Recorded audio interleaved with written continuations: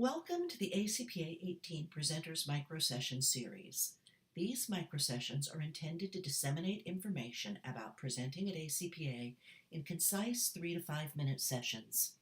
The goal of this series is to provide tools, tips, and techniques to presenters for ACPA 2018 for everyone from graduate students, emerging professionals, and first-time presenters to experienced professionals who desire a quick refresher.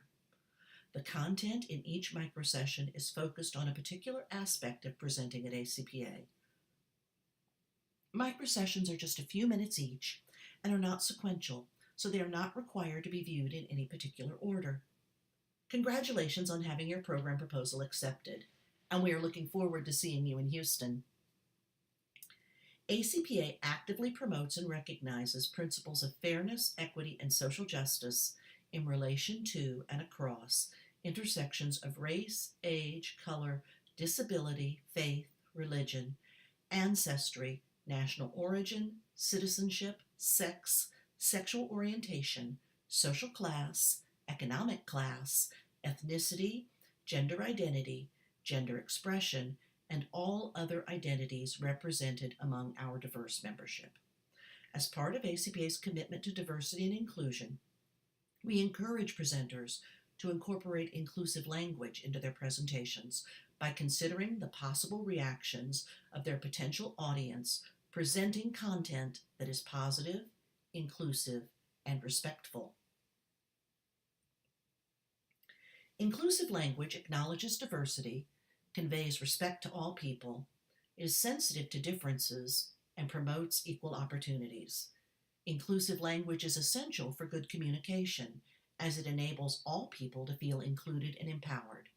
Inclusive language is free from words, phrases, or tones that demean, insult, exclude, stereotype, or trivialize people on the basis of their demographics, attributes, or other qualities. Being a welcoming and inclusive community means actively working to find ways to acknowledge the experiences and identities of people who are often marginalized. It means uncovering our unconscious assumptions about what's normal and opening ourselves to the possibility of greater diversity. This means that when we are in our conference room presenting, we should be inclusive in our speech. ACPA members should look to provide a high level of scrutiny when thinking about their language use in their presentations. Doing so will require each of us to move beyond our normative ways of presenting and to challenge ourselves to do better when it comes to inclusive and welcoming language. Being mindful of inclusive language means striving to understand the ways that language often unconsciously makes assumptions about people and unintentionally reinforces dominant norms around gender, sexual orientation, race, class, ability, disability, age, and other identities and experiences. Being inclusive of our gendered and ableist language is a good first step, but we should also consider how our language is racialized, sexed, ageist, heterosexist, or not inclusive of various socioeconomic statuses.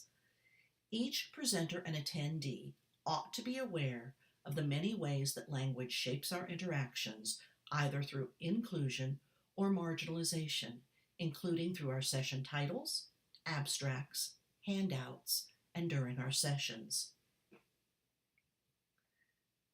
People-centric, inclusive language values and respects the diversity of people and sees people as people, not as a stereotype, attribute, or characteristic. Here are just some principles when crafting your presentations and slides. Your presentations should be designed with an awareness of the diversity at the convention. Don't make assumptions about people or their characteristics based on stereotypes or limited information. For that matter, avoid language and expressions that trivialize individuals or groups and address and remove stereotypes and myths if they come up. Use people-centric language. In other words, focus on people and their individuality rather than stereotyping. Remember that any aspect of a person is just that, an aspect of a person. When you discuss a group of which you may not be a member, Do not use an identity as a stand-in for a person or group. For example, use the term transgender people instead of transgenders. Be intentional about representing diversity in your presentations.